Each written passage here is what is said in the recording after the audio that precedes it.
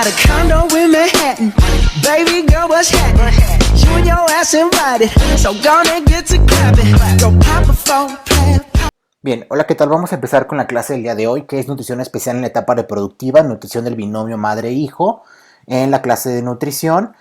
Pues bueno, el objetivo de esta clase es identificar las características generales que se deben de tomar en cuenta al momento de elaborar un menú o un plan de alimentación para, en este caso, una mujer que se encuentra en etapa reproductiva o bien en este caso que ya hay un embarazo, ¿ok?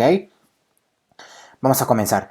Bien, de acuerdo a las pautas que tenemos que tomar en cuenta para la evaluación del estado nutricio y según la norma oficial mexicana 043, cuando se diseña un plan de alimentación para una mujer embarazada, siempre es bien importante tomar en cuenta el peso que tenía antes del embarazo. ¿Sí? El peso de antes del embarazo, que se le conoce como peso pregestacional, ¿sí?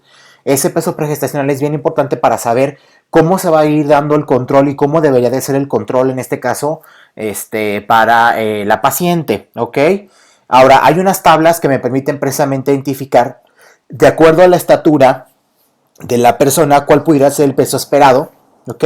Que entonces se le conoce como peso esperado para la estatura y la edad gestacional. Es decir, de acuerdo a la estatura de la paciente, si no conocemos ese peso pregestacional, más o menos lo podemos calcular según la estatura y la cantidad de semanas de embarazo que tenga la persona, ¿ok?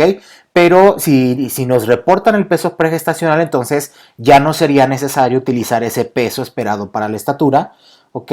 Porque ya contaríamos con él.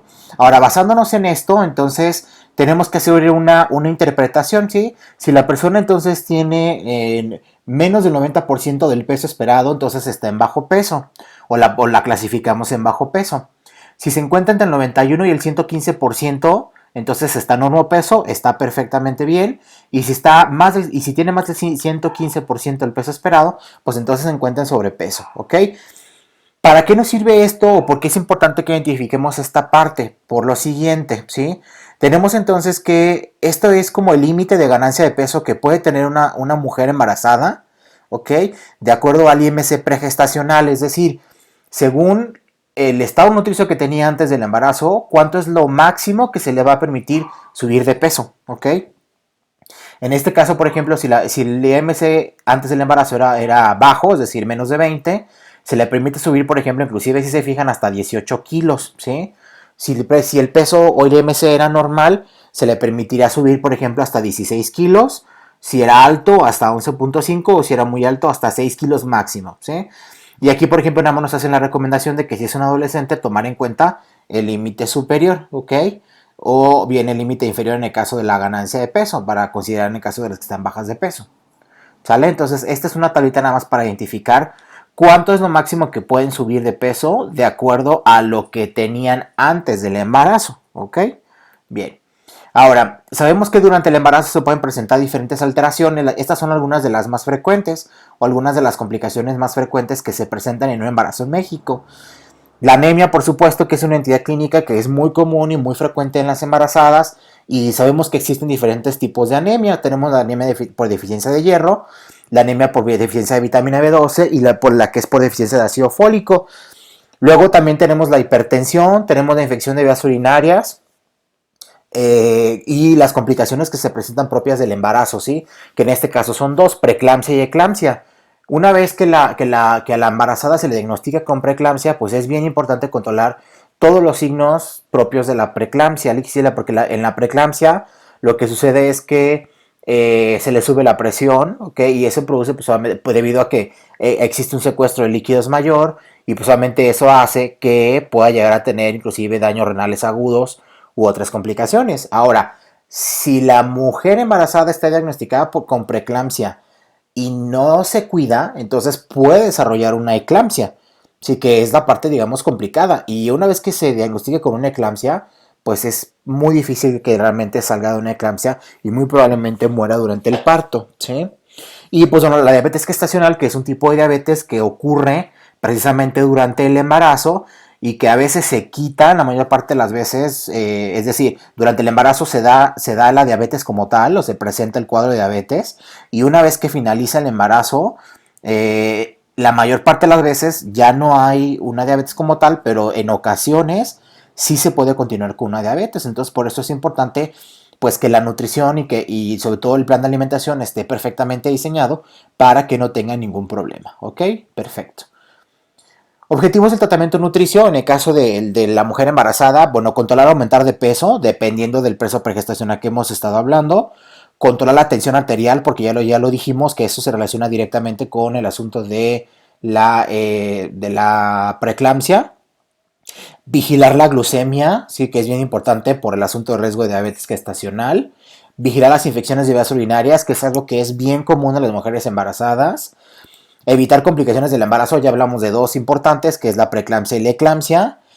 Al inicio del embarazo, controlar el vómito, el malestar general, porque luego muchas veces vomitan mucho, sobre todo en el primer trimestre. Sí, hay ciertos casos donde las mujeres llegan a tener muchos eventos de vómito y eso hace que se compliquen, ¿sale? Y pues bueno, complementación nutrimental de vitamina B12, hierro elemental, 120 miligramos y ácido fólico. Sí, esto sí es de ley. La vitamina B12 pues obviamente para evitar precisamente anemia. Y aparte pues para que disminuir también el asunto de alguna alteración neurológica. Hierro elemental precisamente porque pues el volumen de sangre aumenta debido al bebé, ¿sí? Y entonces pues tenemos que tener mayores reservas de hierro. Y en este caso el ácido fólico pues para evitar defectos de tubo neural en el feto, sí que es importantísimo, ¿ok? Bien, vemos un ejemplo. Este es un ejemplo de un caso clínico para que veamos más o menos cómo se desarrolla o cómo se va a diseñar un plan de alimentación, ¿sale? Dice que tenemos una mujer de 28 años con peso pregestacional de 53 kilos, una edad gestacional de 21 semanas y un peso actual de 58.2, una estatura o una talla de 1.55, dice que realiza actividad física moderada y es clínicamente sana. Y ya se hizo su cálculo dietético y entonces se sabe que la prescripción es o sea, la dieta debe ser de 2050 calorías, que tiene que tener 77 gramos de proteína, 57 de lípidos y 308 hidratos de carbono. Aquí, por ejemplo, el IMC pregestacional de la paciente fue de 22.06, por lo tanto estaba en normopeso, o sea, no tenemos ningún problema y pudiera subir hasta 16 kilos durante el embarazo, ¿sale? Ok, ahora, ¿cuáles son los pasos para el cálculo de la dieta o los pasos que van a utilizar ustedes? Como los hemos estado utilizando, chavos, en los otros casos. Calculamos el GET con la fórmula de adultos, acuérdense que la vimos en clase. Vamos a considerar, para poder calcular el gasto energético basal, vamos a considerar el peso actual, ¿sí? En este caso del paciente. El número 2, realizamos el cálculo de agua y fibra dietaria. Luego la distribución de nutrimentos, igual vamos a considerar el 10% de adecuación. Hacemos un cuadro sintético, ya lo conocen. Luego después la distribución de equivalentes por tiempo de comida. Y pues finalmente hacemos la elaboración del menú. Y aquí vemos un ejemplo de un menú, ¿sí? Por ejemplo, para mujer embarazada. Este es un ejemplo del desayuno y la colación matutina, ¿sí? O refrigerio 1. Por ejemplo, aquí tenemos papaya con yogur que le están dando con miel, papaya picada, un huevo a la mexicana, por ejemplo, con una tortilla y frijoles, y un té de manzanilla con 2 cucharitas de azúcar, ¿sale? Y en la colación matutina, por ejemplo, le están dejando 4 galletas saladas con queso, por ejemplo. Sí, como para que se haga ahí un poquito durante el refrigerio, ¿sale? Ese pudiera ser un ejemplo de desayuno. Este es un ejemplo de comida, ¿sí? Por ejemplo, sopa de acelgas. Luego tenemos tortitas de carne con ensalada de nopales, sí, que es como carne molida, ¿ok? Con poquitos nopales. Igual ahí tal y verdurita. Y 2 tortillas de maíz, por ejemplo. Y agua de guayaba, ajá, que son con guayabas y 2 cucharaditas. Y para la colación de media tarde o la colación vespertina, una manzana, por ejemplo, al vapor o cocida, con azúcar, ajá, como una especie como de puré, por así decirlo, de manzana.